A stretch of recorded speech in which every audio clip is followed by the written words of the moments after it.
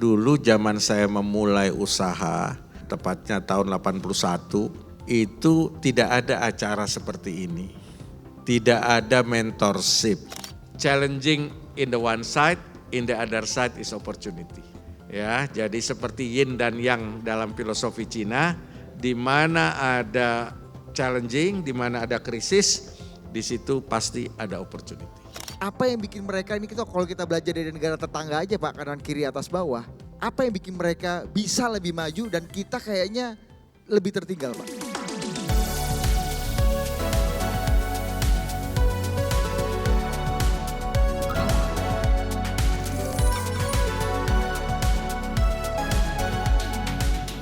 Saya lihat Anda begitu bersemangat. Terima kasih sudah hadir. Boleh tepuk tangan sekali lagi untuk Creative Partner Summit 2024.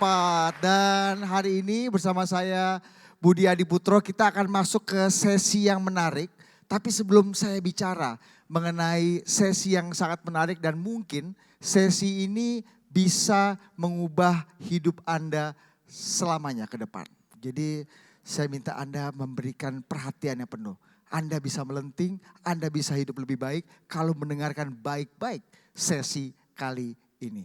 Tapi sebelum lanjut, saya mau minta Anda semua atau kita semua berikan tepuk tangan yang meriah untuk sahabat saya Putri Tanjung yang ada di belakang. Dan selanjutnya ini adalah sesi yang menarik. Tadi kita udah bicara venture capital, udah bicara strategi marketing, udah bicara mengenai inovasi, udah bicara mengenai macam-macam lah. Tadi Deddy Corbuzier juga kita bicara mengenai bisnis. Hari ini kita akan bicara bagaimana menjadi orang kaya. Tentu saja kalau mau jadi orang kaya kita harus dengar cerita dari orang kaya. Dan saya yakin di antara kita semua di ruangan ini beliaulah yang paling kaya raya.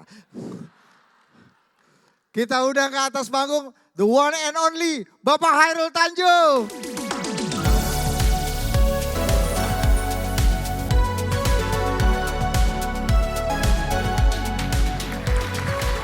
10 tahun nih Pak, kreatif bener Pak. Kita keliling kota-kota, Bapak juga udah ngelihat bagaimana pertumbuhan anak-anak muda di Indonesia. Dan yang saya senang Pak, ini juga yang sering membuat saya dan Putri agak sentimental. Ketika kita ketemu beberapa orang atau kita lagi perjalanan keluar kota, ada aja orang yang bilang, Mbak Putri setelah Creative Partner, saya ketemu networking saya di situ, sekarang saya udah punya bisnis, sekarang udah ada 5 cabang, 6 cabang, seperti itu. Jadi ini coba dong Pak, kasih dulu Pak, testimoni Bapak melihat perjalanan Creative Partner 10 tahun terakhir ini Pak. Ya, pertama-tama tentu saya ingin mengucapkan syukur alhamdulillah karena acara yang digagas Putri bisa memberikan manfaat untuk banyak anak-anak muda di Indonesia. Ya. Yang kedua, saya ingin menyampaikan juga kepada Anda semua, dulu zaman saya memulai usaha, ya, tepatnya tahun 81, itu tidak ada acara seperti ini. Tidak ada mentorship. Tidak ada YouTube yang bisa belajar dari orang-orang yang telah berhasil sebelumnya. Jadi saya mesti melewati proses ya kejeduk-jeduk.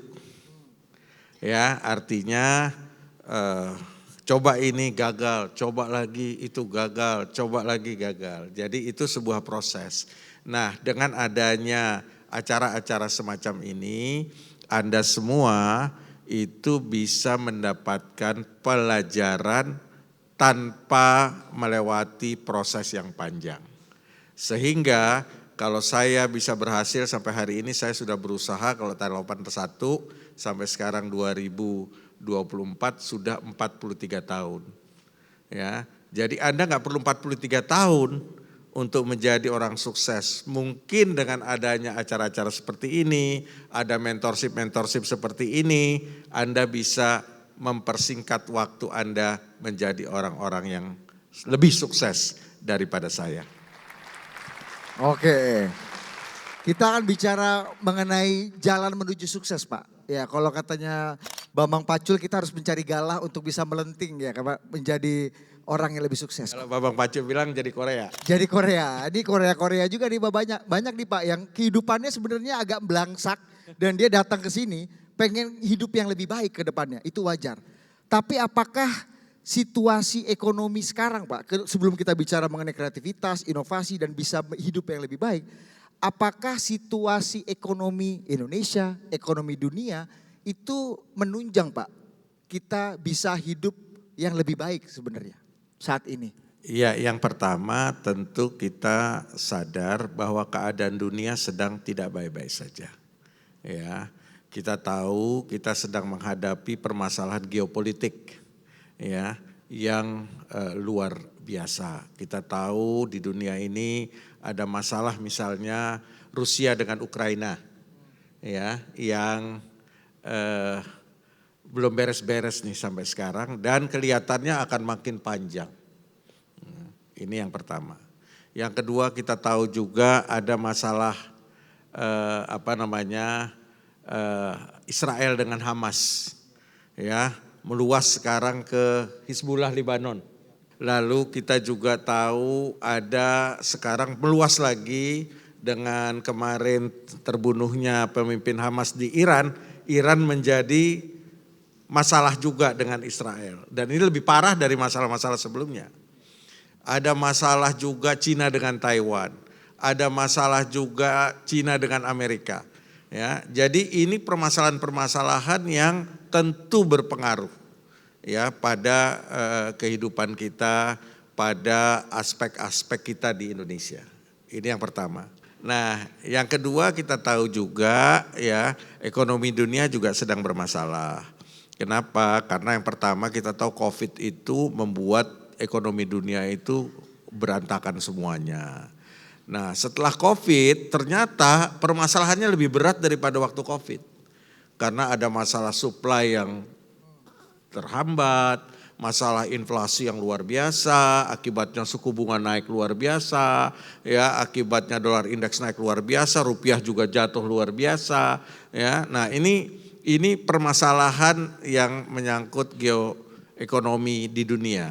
Yang tentu ada juga faktornya berpengaruh juga di Indonesia. Nah yang ketiga kita juga punya masalah terkait dengan disruption teknologi. Ya, kita tahu disruption teknologi ini berpengaruh sangat luar biasa pada permasalahan kita ke depan. Ya, ini pengaruhnya juga luar biasa. Nah, yang keempat kita tahu juga ada perubahan generasi.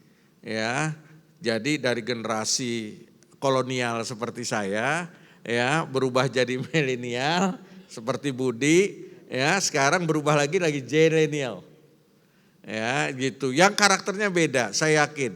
Saya sudah berbeda sama generasinya Budi, apalagi generasi zilenial karakternya, ya cara berpikir, cara bekerja, cara bertindak gitu ya.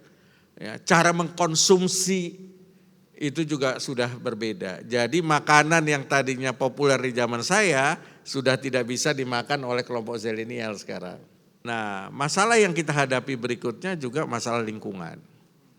Nah, masalah lingkungan ini berpengaruh sangat luar biasa karena kecenderungan tadi ya bahwa kita ini sekarang sedang mengalami permasalahan lingkungan yang luar biasa. Anda kenal namanya El Nina dan El Nino. Ya. Kalau El Nino itu kekeringan. Jadi kalau masuk kita kena El Nino, itu kita masuk kekeringan yang luar biasa dahsyat. Akibatnya tanah-tanah pada kering, terkelupas semua gitu ya, retak-retak, nggak bisa ditanami. Kalau El Nina datang, itu tiba-tiba hujan luar biasa derasnya, lebih dari kapasitas yang normal, akibatnya banjir di mana-mana. Gitu. Jadi ini permasalahan yang kita hadapi. Dulu nggak pernah kita dengar namanya angin ribut di ini, yang seperti topan typhoon di Taiwan, di Amerika. Gitu. Sekarang kita sudah berapa kali di Indonesia mendapatkan seperti itu. Dan tren ya, masalah lingkungan ini akan memburuk waktu demi waktu sehingga kita ini akan menghadapi juga masalah-masalah ke depan yang jauh lebih berat. Tapi ya inilah challenging yang akan kita hadapi ya di dalam kehidupan kita ke depan. Tapi seperti tadi disampaikan oleh pembicara-pembicara sebelumnya, challenging in the one side, in the other side is opportunity. Ya, jadi seperti yin dan yang dalam filosofi Cina, ya, di mana ada challenging, di mana ada krisis, di situ pasti ada opportunity. Ketakutan luar biasa tidak hanya datang Pak dari ketidakpastian ekonomi global yang Bapak pun prediksinya udah nggak bisa lagi tuh Pak ya, forecastingnya tahunan, 6 bulanan mungkin gitu Pak ya. Sekarang mungkin forecastingnya jauh lebih cepat dan jauh lebih singkat gitu Pak. Ya, jadi perubahan itu sekarang siklusnya menjadi lebih cepat. Ya, kalau dulu itu satu gelombang sistem perubahan itu bisa 20 tahun. Ya, kalau kita lihat dulu dari orang pakai kuda, ya, lalu jadi pakai mobil itu bahkan ratusan tahun. Ya, lalu dari mobil yang mesin uap ke mobil yang bensin mungkin puluhan tahun. Nah, sekarang itu generasi dari Anda lihat Facebook ke Instagram, ya, Instagram ke TikTok itu menjadi lebih pendek. Jadi gelombang perubahan itu ya makin lama menjadi semakin pendek dan ini menjadi challenges yang luar biasa. Kenapa saya katakan kita kan kadang-kadang butuh kapital untuk melakukan investment. Kapital itu dihitungnya harus dengan amortisasi. Ya, misalnya amortisasi 5 tahun. Jadi selama 5 tahun itu kita melakukan amortisasi supaya modal kita kembali. Sisanya itu tinggal menikmati keuntungannya. Kenyataannya sekarang amortisasinya belum selesai, gelombangnya sudah berubah. Nah, ini menjadi challenging yang luar biasa di dalam perubahan yang kita hadapi sekarang. Ya. Yang menarik Pak, Pak JT sering bilang dalam kesuksesan sebuah karir atau bisnis, konsistensi dan persistensi itu satu hal yang penting. Tapi ada hal yang lain Pak, yaitu adaptasi. Nah, ini gimana Pak? Di satu sisi kita harus konsisten dan persisten dalam satu hal, sementara siklusnya berubahnya jauh lebih cepat. Dulu Sapardi Djoko Darmono Pak, bikin puisi hujan di bulan Juni Pak. Ya. Sekarang karena itu anomali Pak, dulu kan Juni musim kering Pak. Sekarang hujan betul-betul ada di bulan Juni, jadi yang sakti itu justru Sapardi Djoko Darmono ternyata gitu kan Pak. Nah ini gimana Pak kita bisa mengelola antara konsistensi dan persistensi dengan adaptasi yang begitu cepat. Iya, makanya saya di SD belajar ya musim hujan itu berber. Ya. Nah, gitu ya. Ya pokoknya semua yang berber pasti musim hujan. Yeah. Ya, jadi mulai mungkin sebelum September sebenarnya musim hujan ya sampai dengan mungkin bulan Maret. Nah, sekarang itu sudah nggak berlaku ilmu itu. Jadi perubahan ini luar biasa. Jadi Charles Darwin bilang bahwa is not the strongest, is not the smartest. Jadi bukan yang paling kuat, bukan yang paling pintar yang bisa selamat. Tapi Charles Darwin bilang yang bisa selamat, surviving adalah the most adaptable. Pak, kalau kita belajar dari negara-negara maju Pak, Eropa Barat, Amerika itu udah lumrah biasa Pak. Tapi kan dulu selalu Pak, sejak saya sekolah itu guru-guru kita selalu bilang, wah dulu kita ini Asia Tenggara kita paling paten. Kita yang kirim guru ke Malaysia, kita yang ngajarin mereka main bola, macam-macam segala macam Pak. Tapi kan kondisinya sekarang berbeda Pak. Kita lihat Vietnam Rising Star, Kamboja aja yang kita nggak pernah tahu, oh ternyata bisa jadi emerging forces juga. Thailand kita untuk masalah agrikultur jauh banget ketinggalan. Apa yang bikin mereka ini kalau kita belajar dari negara tetangga aja Pak, kanan kiri atas bawah. Apa yang bikin mereka bisa lebih maju dan kita kayaknya lebih tertinggal Pak? Yang pertama budaya. Ya, budaya kerja keras, ya. Budaya kerja keras itu is a keyword nomor 1. Enggak ada orang sukses itu enggak kerja keras. Ya, kita ini ya dilimpahkan oleh Tuhan kekayaan alam yang luar biasa. Ya, gemah rimpah loh jinawi. Mungkin itu juga yang menyebabkan kita tongkat kayu kan ditusuk jari tanaman. Ya, nggak ada yang ngerti kan? Nggak tahu Pak, mereka Karena taunya ini generasi Bernadia Pak. kolonial ini, Iya. itu lagunya Kus Plus. Iya. Ya, tongkat kayu ditanam gitu di tanah jadi tanaman. Iya. Mereka taunya Bernadia, Sal Priadi, mentok-mentok Denny Caknan nih Pak. Ya, jadi nah itu karena dilimpahkan mungkin kekayaan alam yang luar biasa, jadi tidak memacu kita untuk budaya kerja keras itu ada. Jadi untuk adik-adik semua nih, anak-anak muda ya yang hadir di sini, percayalah sama saya, Tuhan itu maha adil. Dia tidak akan memberikan rejeki kepada orang yang lebih tidak bekerja keras dibandingkan dengan yang bekerja lebih keras lagi. Tapi pertanyaannya, cukup nggak cuma kerja keras? Enggak cukup. Ya, jadi selain kerja keras juga harus kerja cerdas. Nah, untuk cerdas gimana caranya? Harus jadi pinter. Pinter di mana? Pinter melihat peluang, ya. Pinter menangkap peluang. Kalau nggak ada peluangnya, ya, pinter menciptakan peluang. Nah, kekuatan dari negara seperti Malaysia, ya seperti Vietnam lah khususnya, ya. Itu budaya kerja kerasnya luar biasa. Ya, yang pertama. Yang kedua, tingkat pendidikannya juga terus dikembangkan dengan luar biasa. Malaysia contohnya, ya, dia beruntung karena dijajah Inggris. Ya, Inggris itu very serious dengan pendidikan. Kita dijajahnya Belanda, ya gitu. Jadi yang disuruhnya kerja paksa. Nah Pak, tadi menarik Pak, Bapak selalu bilang menangkap peluang, kalau nggak ada peluangnya kita ciptakan peluang. Ini kan kadang-kadang enak diomongin susah dilakukan nih Pak, ya kan? Gimana take to actionnya gimana tuh Pak? Call to actionnya gimana tuh Pak? Iya. Misalnya Pak. Iya. Jadi kan tidak seperti mudah, ya. Itu kan mudah dikatakan tapi sulit dilaksanakan. Ya. Jadi saya mesti kasih contoh cerita aja. Jadi pertama kali saya melihat peluang itu adalah ketika saya masuk kuliah di Universitas Indonesia. Nah, jadi saya masuk Fakultas Kedokteran Gigi. Dulu setiap mahasiswa yang ada itu harus punya buku asisten praktikum. Nah, kampus saya di Salemba. Di depan Salemba itu jalan, itu semuanya warung fotokopi. Ya. Dulu buku asisten praktikum itu selalu ya orang itu bikinnya di tempat fotokopi itu. Karena mereka setiap tahun udah tahu lah cara buatnya. Nah, waktu itu satu buku dihargai Rp500. Ya, Rp500 sekarang beli bakso ya nggak dapat, tapi zaman itu Rp500 itu lumayan. Ya. Nah, saya punya teman, punya percetakan kecil yang hand press, cuma yang cetek gitu. Bukan mesin yang cuma perusahaan hand press.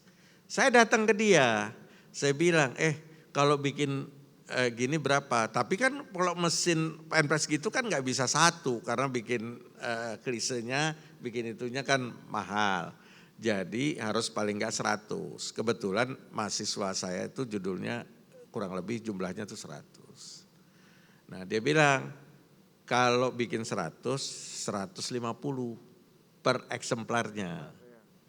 Waduh, saya bilang luar biasa, ini 150, 500. Ya. Oh, di tukang fotokopi depan kampus 500? Depan 500. Nah, teman saya 150. Nah, kan ini peluang. Nah, ya udah, saya tangkap peluang ini. Caranya saya balik ke kampus, saya bilang sama teman-teman saya, siapa yang mau beli dari saya 300 perak. Ya. Enggak ada orang gila di Republik ini yang ditawarin 300 beli yang 500, betul? Ya. Nah, semua pesen 300. Ya. Sehingga untungnya berapa? 150 kali 100. Berapa? 15.000. 15.000 rupiah pertama itu merubah hidup saya. Kenapa? Karena begitu kita bisa menangkap peluang untuk yang pertama dan menghasilkan, bangkitlah yang namanya confidence kita. Kepercayaan diri kita bangkit. Oh ternyata begini ya cara melihat peluang. Nah habis itu saya sudah bisa melihat semua peluang yang ada di kampus itu. Dan pada waktu itu zaman saya, orang yang jadi pengusaha di kampus enggak ada seperti sekarang. I'm one and the only. Ya. Jadi enak gak ada saingan. Lihat bawah tangga nih, tangga kan dulu kan gak ada lift, gak ada apa kan, semua pakai tangga. Yeah. Bawah tangga itu kan kosong kan. Nah, taruh mesin fotokopi gitu. Ya. Dulu nggak ada kepikir tuh Pak, teman-teman Bapak mahasiswa Ada tuh. sama sekali. Tapi kan saya gak punya modal. Mesin fotokopi, saya lihat nih peluang. Wah ini mesin fotokopi ngapain orang nyebrang, bisa ketabrak kan. Iya. Gitu. Mendingan sini kan gitu. Iya. Nah, mesin fotokopi. Tapi saya gak punya modal mesin fotokopi. Cari investor. Oh. Ya. Nah dulu belum ada venture capital. Ya. Cari siapa nih yang punya investasi. Siapa Pak investor pertama Bapak itu siapa Pak? Ada gitu. Adalah saya nggak boleh cerita. Masih hidup Pak? Nah itu di apa? Masih hidup kan Pak orangnya? Masih nggak tahu ya mudah-mudahan. Ya. Jadi dia invest mesin fotokopi itu ya. Nah dia yang mengoperate orangnya ini semua segala macam. Pokoknya kan mesin fotokopi itu kan ada counternya kan. Bisa ketahuan berapa gitu. Jadi setiap, itu satu kopi fotokopi itu Rp25. Nah tugas saya jadi tukang palak. Jadi setiap mau pulang lihat counter, catat berapa. Ambil uangnya. 2,5 perak kali misalnya 1.000 ya.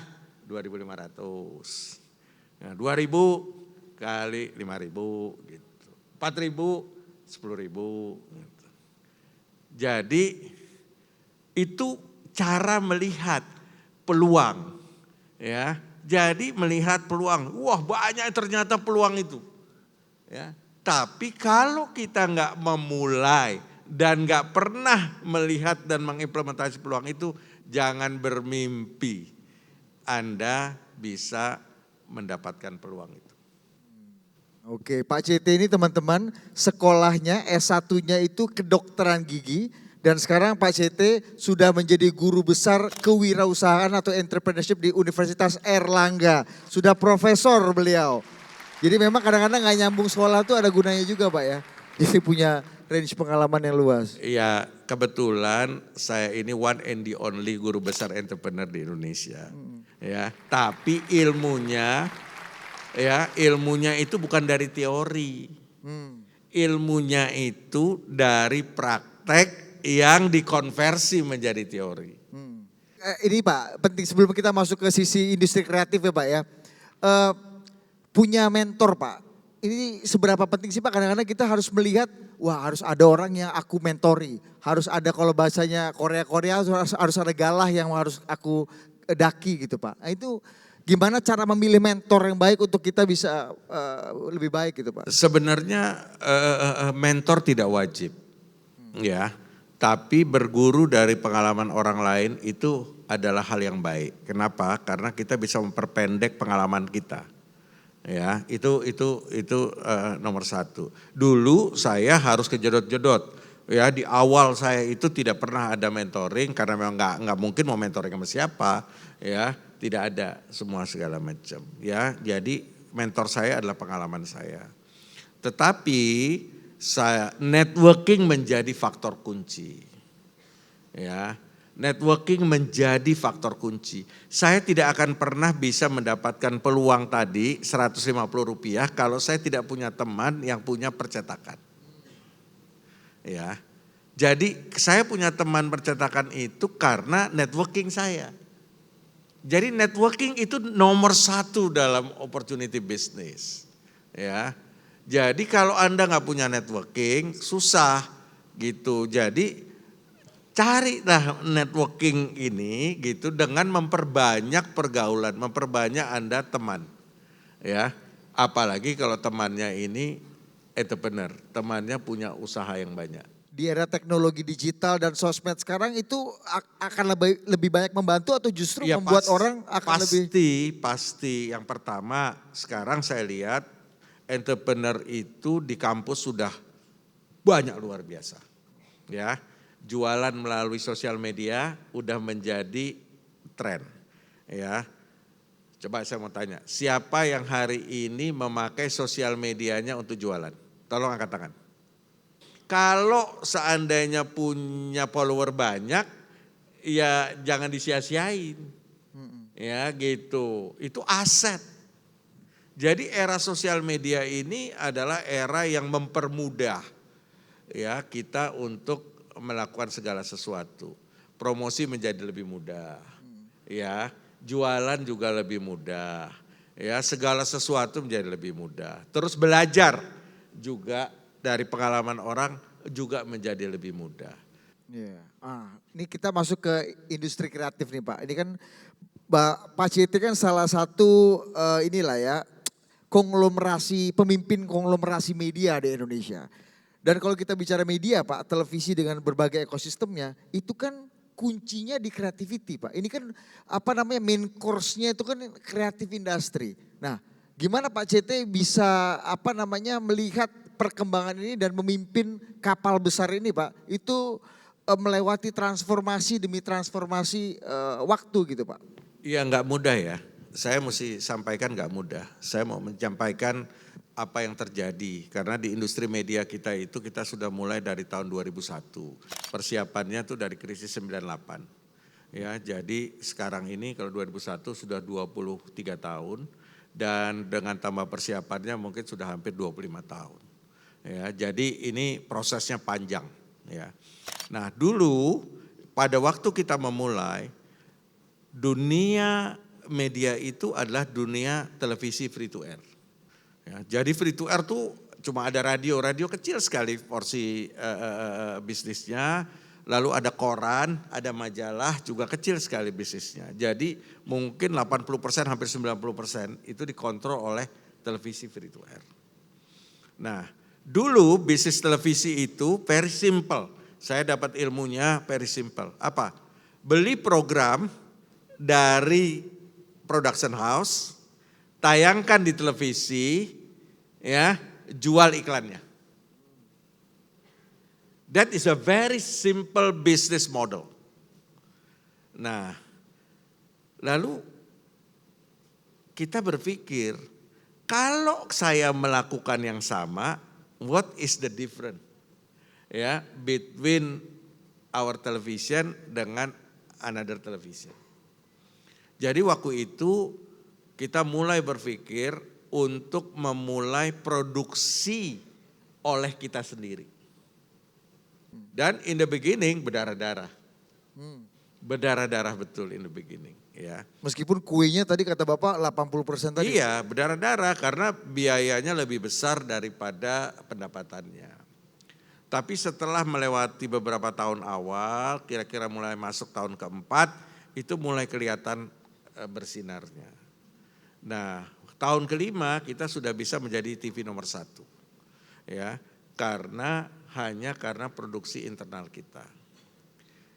Kalau Anda belum lahir mungkin pada waktu itu atau masih sangat balita, ya, itu saya kasih contoh, ada satu program namanya Dunia Lain. Dunia Lain itu kan biaya produksinya murah luar biasa. Gitu. Dulu biaya produksinya mungkin 5 juta sampai 7,5 juta maksimum. Soalnya setannya nggak dibayar ya Pak ya? Nah, setannya nggak dibayar. Iya. Gitu, ya. 5 juta sampai 7,5 juta. Ya, karena aktornya kan kalau ada penampakan. Ya, gitu. Itu salesnya satu episode bisa pernah mencapai 1,2 miliar.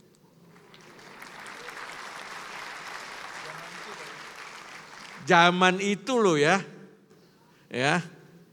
Jadi industri kreatif itu adalah unbelievable. Multiple-nya itu enggak bisa masuk akal. Bayangin 5-7,5 juta ke 1,2 miliar. Ya. Ini fakta ini. Saya bicara bukan gosip, ini fakta. Ya. Ada lagi kita acara-acara lain lah, cuma supaya waktunya nggak panjang. Intinya Bapak kaya karena setan ini Pak ya dulu ya. Ya. Nah, tetapi ya kan kita mesti tahu nih bahwa era industri televisi free to air ini nggak selamanya, tapi dulu gelombangnya masih panjang. Kita masih bisa menikmati itu sampai kira-kira tahun 2016. Ya, itu menikmati kejayaan namanya free to air. Ya, wah. Jadi Citycorp ini dibangun itu sebenarnya dari media bisnis. Uang yang luar biasa dihasilkan, diinvest untuk menjadi ekosistemnya Citycorp. Nah, tetapi tahun kurang lebih 2010 kalau saya nggak salah, ya kurang lebih sekitar itu, saya membeli detik.com. Harganya waktu itu mahal, $60 juta. Semua orang bilang saya ini orang gila. Kenapa? Ngapain beli detik.com seharga seperti itu?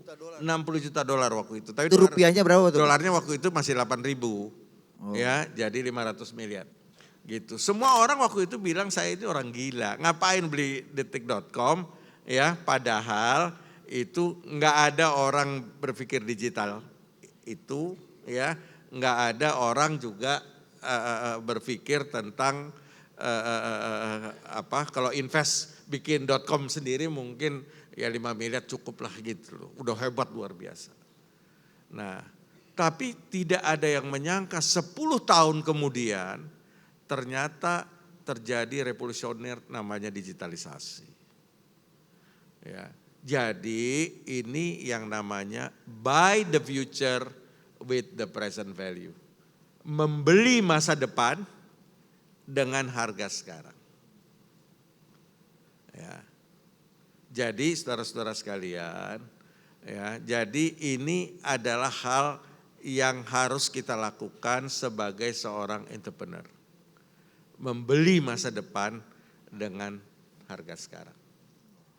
Jadi kalau bicara industri kreatif, muncul lagi nih, dari sana muncul lagi era yang namanya digital media, yang namanya ke arah lifestyle digital media. Dulu kan news digital media, sekarang muncul lagi lifestyle digital media. Anda yang wanita pasti tahu namanya Female Daily, Anda tahu namanya CXO, Anda tahu namanya macam-macam sekarang. Nah, jadi yang saya ingin katakan, bahwa transformasi di bidang media ini adalah transformasi yang luar biasa dan ini berbasis kepada creativity dan innovation. Oke, nah sebelum kita akan buka ke sesi tanya jawab Pak, saya yakin udah banyak sekali yang ingin tanya. Pak CT kan ingin juga Pak sebenarnya melanjutkan perusahaan atau empire bisnis Bapak ini ke generasi berikutnya. Tapi kan banyak juga tuh Pak orang yang bilang bahwa generasi pertama membangun, generasi berikutnya kadang-kadang bisa menghilangkan atau merubah. Nah, Bapak melihat persoalan generasi kedua ini gimana Mbak? Karena ini menyangkut nasib kawan baik saya Putri Tanjung di belakang. Saya berharap dan berdoa generasi pertama membangun, generasi kedua membesarkan. Wah.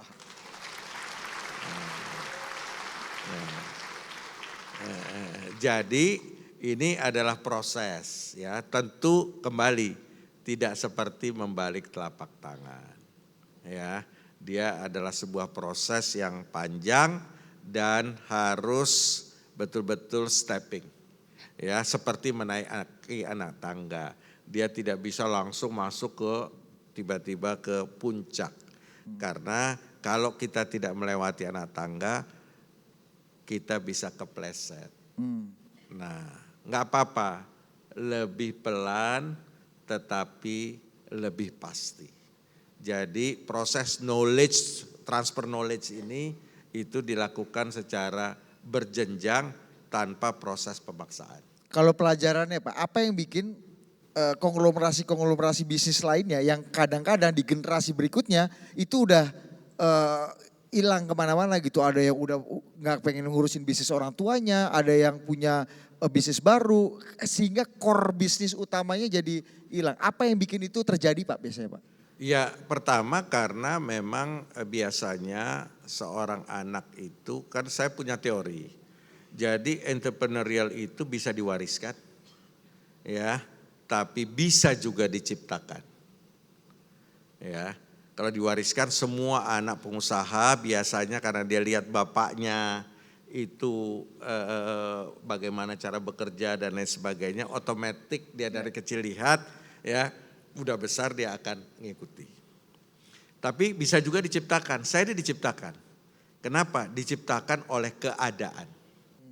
Kalau saya nggak punya uang nggak bisa sekolah. Jadi mau nggak mau saya harus mampu menciptakan uang. Gitu. Jadi menurut saya kalau terjadi lag tadi sudah tidak diciptakan dan tidak diwariskan, ya nggak mungkin tiba-tiba seorang itu bisa menjadi seorang entrepreneur. Jadi kesalahan si Orang tuanya yang tidak mewariskan. Oke. Ya, nah biasanya terjadi itu tidak pada generasi kedua, tapi pada generasi ketiga. Ya, karena generasi kedua itu selalu melihat orang tuanya itu membangun dari awal. Ya. Jadi ngelihatlah gitu prosesnya. Sementara generasi ketiga lahir sudah dengan sendok emas. Oke. Tidak melihat sebuah proses. Jadi joknya itu terjadi, generasi pertama membangun, generasi kedua membesarkan, generasi ketiga menjual. Iya. Oh berarti hati-hati Pak, Bapak sama cucu Bapak nih nanti kan. Bisa dijual nih Pak anaknya Putri. Oke. Diproteksi aja Pak sebelum dijual kasih saya dulu. Titipin lah minimal. Oke Pak. Terakhir sebelum kita buka sesi tanya jawab pasti banyak juga teman-teman yang mau bertanya ke Bapak. Ada yang menarik dalam presentasi Bapak dari waktu ke waktu. Bapak tuh selalu punya jalannya Chairul Tanjung atau CTW. Apa CTW yang penting Pak untuk diketahui oleh teman-teman muda yang ada di sini? Ini adalah pengalaman hidup saya. Ini teori yang saya sampaikan pada waktu saya mendapatkan gelar guru besar, ya. Ini teori karena pengalaman hidup. Ya.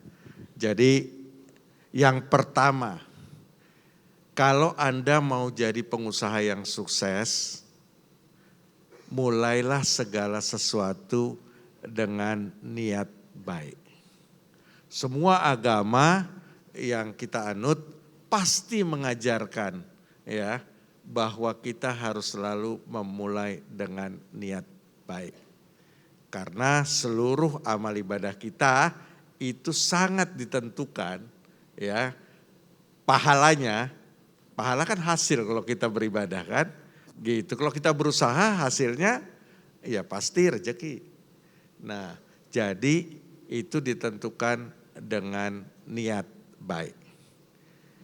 Yang kedua, itu tadi baca dan tangkap peluang. Saya udah kasih contoh kan tadi, ya.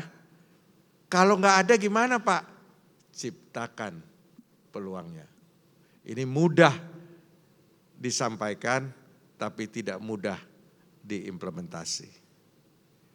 Yang ketiga, uang bukan modal utama. Jadi semua orang suka ngomong, Pak saya nggak punya modal, gimana saya bisa jadi pengusaha? Ya, saya nggak punya modal. Saya kasih tahu tadi, saya tidak punya modal. Ya, even yang 150 perak tadi, karena temen, ya, dia cetakin duluan. Ya, tapi kita harus bayar sebagai pemegang amanah. Ya, jangan sampai kita punya janji tidak kita tepati. Ya, kepercayaan itu adalah hal yang penting. Jadi uang bukan modal utama, tetapi networking. Yang keempat, buy the future with the present value. Tadi ya, membeli masa depan dengan harga sekarang. Kenapa? Siapa yang mampu memprediksi tren yang akan terjadi ke depan, kalau kita mampu membelinya sekarang, kita akan mendapatkan benefit yang luar biasa. Kenapa? Kalau beli sekarang itu lebih murah. Detik saya beli dulu 500 miliar. Ya, gitu. Sekarang ya itu value-nya $1 billion pun saya nggak jual.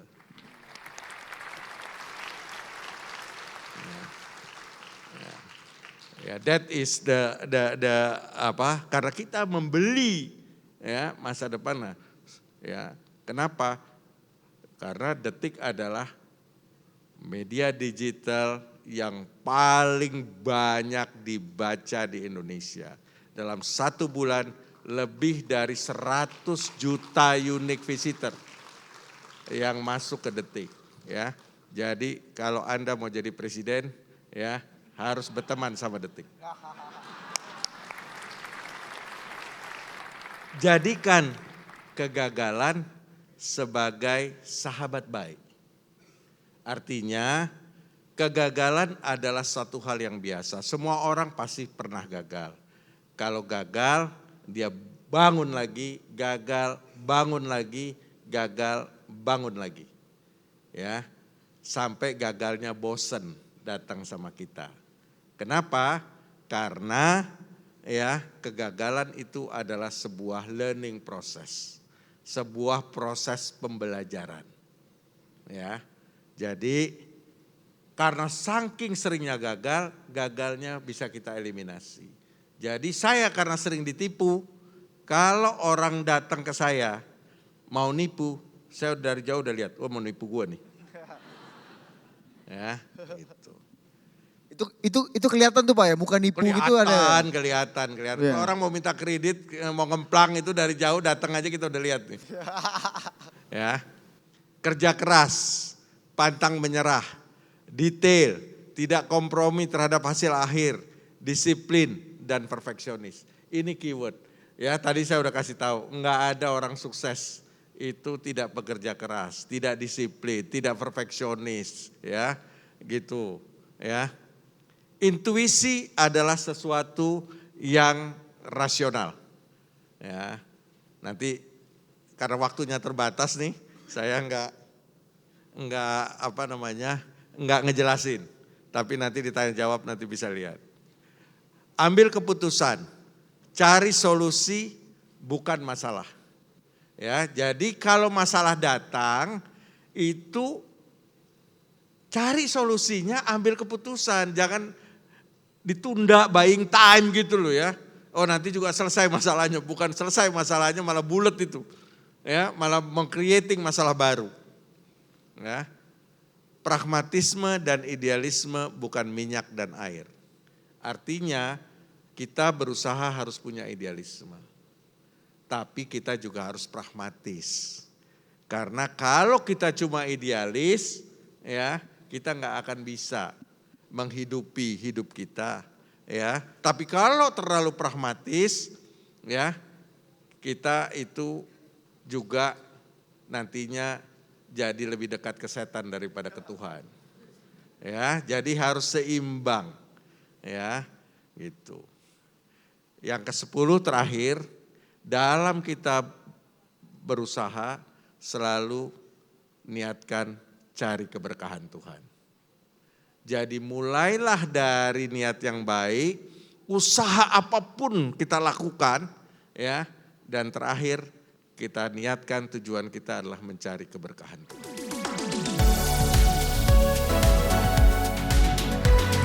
Selamat sore semuanya teman-teman, selamat sore Pak CT, selamat sore. Perkenalkan saya Tri, saya banyak mau nanya karena dari dulu saya sekolah sudah sering baca bukunya Pak CT. Jadi saya mau sedikit ceritakan, saya Tri, saya dapat master degree saya di ITB di usia 23. Dan pada waktu itu saya ditawarin S3, tapi selalu saya debat kalau misalnya bisnis itu jauh lebih relevan untuk di masa depan. Banyak perdebatan di sana gitu. Hari ini saya sudah jadi product manager dan jadi business owner. Walaupun masih berjuang, tapi hal yang saya mau tanyakan adalah gimana Bapak CT itu melihat bahwa intuisi saya itu sejalan dengan analisa saya pada masa itu. Apakah saya bisa memastikan bahwa oh decision saya ini adalah decision yang paling baik dan sudah bisa dipastikan. Padahal waktu itu Pak CT bilang saya jawab berdarah-darah. Ketika semua orang lain bilang tidak, Pak CT bilang yes saya bisa gitu. Nah itu sih. Dan yang kedua seringkali di jajaran leadership ada beban yang kita pegang bukan cuma beban sama diri sendiri, tapi ada beban moral karena apa yang kita ambil berpengaruh sama impact bisnis dan hidup orang lain. Itu gimana Pak untuk Bapak bikin analisa dan balance dengan intuisinya Bapak dari sisi bisnis. Terima kasih. Selamat sore Pak Hairul Tanjung dan penonton sekalian. Perkenalkan nama saya Jaka Ramadan. Tahun ini menjadi tahun ketiga saya merintis usaha di industri game, especially di agency services dan event organizer. Dan di tahun ketiga ini saya sadar banyak hal dari kehidupan personal saya dan bisnis saya ini jumping at the same trampoline. Dan setiap hari kita selalu dihadapkan dengan kita harus mengambil keputusan lah.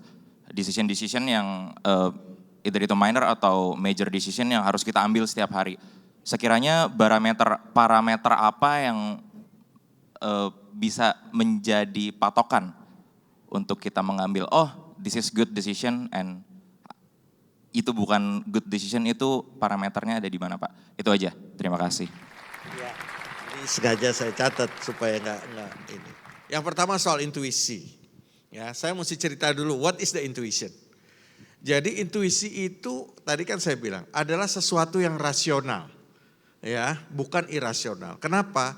Karena kita ini sebagai manusia dikasih Tuhan itu namanya otak. Otak ini seperti komputer. Ya. Jadi ada memori, ada prosesor. Jadi memori itu untuk mengingat, prosesor itu untuk mengelola, ya, mengolah daya ingatan kita, menggabungkan satu dengan yang lain itu untuk menjadi sebuah result. Ya. Jadi dia merupakan sebuah akumulasi dari semua apa yang kita baca, apa yang kita dengar, apa yang kita alami, pengalaman-pengalaman kita dalam kehidupan, dalam diskusi, dalam apapun, itu semua masuk ke dalam memori kita. Nah, tapi kan memori kita terbatas. Jadi harus ditampung yang memang diperlukan kita ingat, yang enggak harus diingat itu dilupakan. Ya, supaya memori kita tidak full. Karena kita punya keterbatasan juga, komputer aja punya keterbatasan, apalagi otak manusia. Nah, kalau prosesor itu harus dilatih. Ya, dilatih daripada bagaimana kita bisa melakukan analisis di dalam otak kita itu sehingga keluar dalam waktu sepersekian detik itu kita bisa mengambil keputusan yang tepat. Saya ambil contoh, ini kan teori ya, tapi kalau contohnya gini. Ini joke ya, bukan cerita sesungguhnya, tapi ini contoh. Ya. Jadi ada seorang pemilik tanah di lokasi yang sangat strategis ingin menjual tanahnya. Yang satu datanglah, ini kebetulan dua-duanya udah almarhum. Datanglah Insinyur Ciputra. Terkenal sebagai developer yang luar biasa, lulusan ITB. Ya, ditawarin. Pak Ci, ini ada tanah bagus. Ya, Pak Ci lihat, wah bagus nih tanah, gitu. Harganya sekian. Pak Ci akan bilang begini, karena lulusan ITB. Ya, oke, tolong data-datanya dikirim, saya akan minta orang-orang analis di kantor saya untuk menganalisa. Apakah tanah ini cocoknya untuk apa, ya, apakah harganya cocok dengan saya. Nanti saya akan kasih counter offer. Lalu datang orang kedua, namanya Lim Sulyong. Sekolahnya, mohon maaf, ya, saya nggak tahu. Ya, nah, tetapi pengalaman dia di dalam bisnis itu sangat luar biasa. Ya, rupanya itu sudah masuk semua memori-memorinya di dia dan punya prosesor yang terus dilatih. Jadi begitu dia lihat tanah itu, ya langsung dia bilang, oke, Owe beli. Kenapa dia bisa lakukan itu? Karena dia sudah punya, kalau tanah segini ini akan saya bangun mall, akan saya bangun hotel, saya akan bangun apartemen, akan saya bangun ini harganya nanti saya bilang. Dan itu nggak perlu kalkulator, nggak perlu analisa, semua sudah ada di kepala dia dan dilatih untuk bisa mengambil keputusan dengan cepat. Ya. Nah, jadi pertanyaan yang tadi disampaikan, apakah intuisi saya sudah tepat saya masuk ke bisnis ini? Yang tahu Anda sendiri. Dan itu nggak bisa tanpa latihan. Dia harus dilatih terus. Dan nggak bisa, isinya juga harus diperbanyak. Diperbanyak ikut acara-acara seperti ini, dengar dari orang, ya, baca buku, baca jurnal-jurnal, baca riwayat hidup orang, ya. Nah itu semua akan masuk, nah, pengalaman-pengalaman Anda jatuh bangun dan lain sebagainya. Nah itulah yang akan bisa membuat intuisi Anda menjadi benar, ya, untuk bisa diimplementasikan. Ya, jadi mudah-mudahan itu bisa menjawab yang pertama. Pertanyaan terakhir soal parameter. Jadi nggak ada parameter dalam seorang entrepreneur itu. Ya, ibaratnya itu kalau ditanya, what is the limit? Is the sky is my limit. Gitu. Jadi nggak ada parameter yang membatasi kita untuk kita bisa berbuat. Apakah itu dalam bentuk kreativitas ataukah dalam bentuk inovasi, ya, apapun, nggak ada parameternya. Ya. Anda boleh melakukan apa saja selagi satu dia tidak dilarang oleh agama, ya, yang Anda anut tentu, ya, dan selama itu tidak dilarang oleh aturan, ya, baik perundangan, baik hukum yang berlaku di Indonesia. Jadi saudara-saudara sekalian, Anda bebas melakukan apa saja, itulah the basic of creativity industry. Ya, terima kasih. Ya, mudah-mudahan cukup ya, Bud. Waktu Cukup, Pak. Iya. Udah diprotes terus, Bud. Betul, secanggih-canggihnya CT tetap takut sama prompter ya Pak ya. Oke, terima kasih. Boleh tepuk tangan sekali lagi untuk Pak Hairul Tanjung. Terima kasih Pak CT atas CTW-nya pada hari ini. Mudah-mudahan Anda pulang dari ruangan ini bisa menjadi lebih baik, bisa menjadi lebih maju, dan insya Allah Anda menjadi lebih kaya. Terima kasih, tepuk tangan.